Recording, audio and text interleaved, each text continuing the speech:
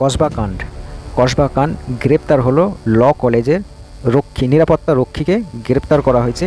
যে ল কলেজের একটা ছাত্রী ছিল, সেই ছাত্রীকে ধর্ষণ করা হয়েছে। কসবা যে ল কলেজ আছে, সেই ল কলেজে এই দুর্ঘটনাটা ঘটেছে গত একদিনের মধ্যে।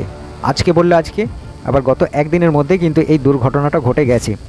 তো এই ল কলেজের যে পদ রক্ষা করত, যে গার্ডম্যান ছিল, তাকে গ্রেপ্তার করা হয়েছে। যে কেন এটা হয়েছে, যেহেতু ওইখানে প্রেজেন্ট ওই নিরাপত্তা রক্ষী ছিল, তারপরও কেন এরকম ধরনের একটা বড় ধরনের দুর্ঘটনা ঘটলো, ধর্ষণ কি করে হয়েছে, তার জন্য তাকে গ্রেপ্তার করা হয়েছে। ধর্ষণকারী যারা ছিল তারা ওই মুহূর্তেই কিন্তু পালিয়ে গেছে এবং পুলিশ সেটাকে নিয়ে খুবই ভালোভাবে ভেরিফাই করছে, তাদেরকে খোঁজাখুঁজি করছে।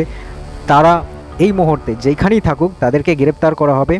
এই ল কলেজের যে কসবা ল কলেজ আছে, সেই ল কলেজের ছাত্রীকে গণধর্ষণ করেছে।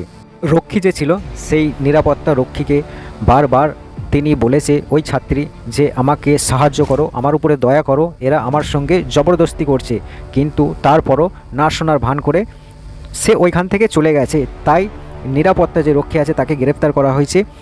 ওইখানের আশপাশের যে পরিবেশ আছে, তাদের অভিযোগ মনোজিতের মাথায় কোনো ক্ষমতাশালী হাত আছে। যে ওখানে স্টুডেন্ট ছিল, সে ওখানে স্টুডেন্ট লিডারও বটে, সে সেখানে চাকরিও পেয়ে যাচ্ছে। কি চলছে এটা? আর ওখানকার ভাইস প্রিন্সিপালের ইন্টারভিউ দেখছিলাম, তিনি বলছেন আমি তো জানি না, দেখতে হবে ব্যাপারটা কি।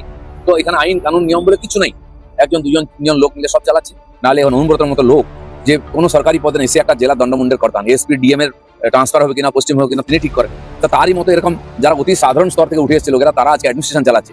এই মন্ত্রী, মুখ্যমন্ত্রী, এইসব সংবিধান সব ফালতু, কিছু দুর্বৃত্ত দুষ্কৃতকারী আজকে এখানে পশ্চিমবাংলার দণ্ডমুণ্ডের কর্তা।